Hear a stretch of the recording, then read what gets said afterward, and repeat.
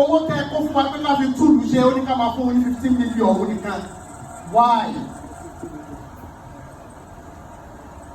ó ní ohun tó bá fẹ́ ní kẹ́ máa lọ fún kò sọ̀rọ̀ lórí ẹ̀. Wọ́n lágbára ń dọ́nà náà wọ́n sọ fún alẹ́ pé ṣọ́tọ̀ má disturb pé àwa láyọ̀ sílẹ̀. Wọ́n wá ṣe ilé ìjọ náà. Wọ́n lu agbára yẹn. Adédìbú ordinary person ó máa ń sọ fún gómìnà pé kó dà kí ilé ẹjọ́ àgbà nílẹ̀ Nàìjíríà kó pàṣẹ wà láwọn adé kúrò lórí ipò ó sì lè. Igbákejì ẹ̀ náà wá support pé bàbá àwọn wà pé ọmọ ní làwọn àṣewó ìyàwó máa fún yín. Ẹ wá wọ lọ́hùn kò pa Ọbásanjọ́ ó pa Àlàó Akálà fáìsì tí àkóyẹ kó wà láyé lónìí. Ọlọ́lẹ́ni bí ní ò ní rírí ẹ̀ ò ní ṣojú ẹ̀. Lọ́lọ́run tóbi. Ọlọ́run tẹ̀mí kúrò lẹ́nu ẹ̀. Lónìí Àlàó Akálà náà kú.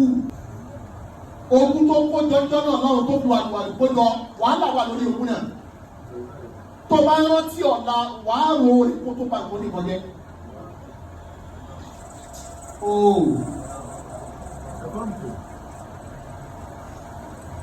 Níjọ́ yẹn tí bàbá yẹn bá rí ìjọba yẹn ṣe tán tó nígbà míì tí ìyà bá ń jẹ márùn-ún gbàgbé ẹ̀. Ṣe sùúrù fọlọ́hùn. Ọlọ́mọ ọkùnrin míì tó máa gbà sọ ẹlẹ́sàn. Nítorí Ọlọ́run kí bàbá wa Rashidi Ládọjà kó wá ìjọba yẹn ṣe tán kó lọ ra Rolls Royce. Ìjọba ní ẹwò ní ẹwò aráàlú wa ní ẹwò ní iṣẹ́ wo ló ṣe? Rolls Royce náà wá gbé fún lọ́fẹ̀ẹ́ ló kọjú. Pàìbọn náà ní. Kò fowó ẹ̀ rà lójú bàtẹ́ mi lọ́fẹ̀ẹ́. Láwọn mọ́tò ńláńlá ni wọ́n kó lé o. Eléyìí lẹ́ẹ̀kù láàárọ̀ kùtùkùtù ẹ ṣe fúnfún. Ẹ wọ lọ́wọ́ yẹn pa lóore. Ọlọ́wọ́ ní ìwọ Ọbásanjọ́ tó ń pàṣẹ gbọ́nà ìwọ ṣe lẹ́mìí lẹ́nu kó wá lọ́dọ̀ balẹ̀ wájú ẹ̀.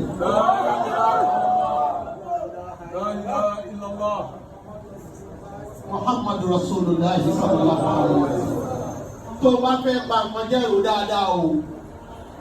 Ọlọ́wọ́ ọba tó mọ̀ ọ̀dá ni o, ó ní iná ọ̀báká làbílì rìsọ̀ọ̀lù. Olúgbọ́dé gbogbo yín ni o.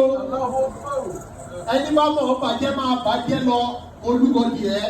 Wọ́n tó rọ́mọ ọlọ́mọ tó fẹ́ gùnkè tó gbá nípasẹ̀ tó ṣubú lulẹ̀ ọmọ tiẹ̀ ló máa jẹ yálà ìyá ẹ̀. Yorùbá náà kéwù ni wọn ní tírà. Ẹ gbọ́ wọ́n ní tẹni tó bẹ́gi lójú. Ìgbé arúgbé o. Igi bàbá adájọ́ dá arúgbé àbí òrùwé. Gbogbo àgbáyé ló máa pètì lónìí. Olúbàdàn ẹ wo ọba tó ti sì tán. Kódà òun gan á ti máa rọ̀ lọ́pàá pé sóhun lè padà jọba yìí mọ́. Ọlọ́run kí ni àwọn ìjọba ẹnu tá a máa sọ ní pé Ọlọ́run má kọjú pa ọba yẹn. Ẹ bá ń ṣe àmì náà wà láì mo ti ṣàdúrà yẹn fún ọ níbẹ̀rẹ̀ yìí wọ́n sára sí lọ́lọ́kùtà. Ọlọ́run má kọjú pa jẹ́ kó lálàáfíà tí ó fi ṣe pẹ́. Ọlá Muhammadu Rasulullah. Ọ̀pá gbogbo àwọn ọmọ ọ̀tá tí àwọn olówó alágbára yẹn lò jọ́ náà lọ́wọ́ tó lọ lé gómìnà ìlú ẹ̀ lọ́fíìsì. Eré kàbàkàbà ọlọ́pàá sáájú ọlọ́pàá òdòdó. Àwọn ọ̀tá wọ́n wá ń ṣọ́fíìsì ìjọba bó ṣe wù wọ́n. Eléyìí ọmọdà olórí wọn dà. Ayé lọ wà níyàwó. Ọ̀dùmọ́ta. Àwọn tí wọ́n ń lò ìjọ náà àwọn kan wà láyé nínú wọn o. Tí wọ́n máa wò pé bàbá tá ló lẹ̀ kò mọ́jọ́ náà rí. Wọ́n ní tó sún wọn bí tó wà wọn. Ọba tí máa ń gbèyàn sókè á gbé mi àti ẹ̀ sókè. Gbogbo àwọn tí wọ́n dì wá lulẹ̀ tọ́lù pa àwọn ṣe wá níka ọlọ́wọ́ kan wá lé lójú wọn. Ọba tó ń pọ́ bàbá Ládọjà lọ́wọ́ tó ń pọ́n lé lọ́wọ́lọ́wọ́ lónìí ní gbogbo ayé. Nígbà tí wọ́n ti ń búra fún gbogbo ọba kò sí pírẹ́sẹ̀ntì wọn bá kọ̀mìnà ránṣẹ́ ni Tinubu ní màá wá bẹ̀ fúnra mi. First time ministry pé president jókòó ńgbà kan bá délé lórí.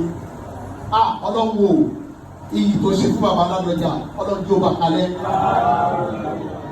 bó ṣe gbàdé yìí Olúwa jẹ́ kí bàbá náà rárá fi àfihàn ó lásìkò tó gbàdé yìí má di odò tútù má di odò àárẹ̀ sí lọ́rùn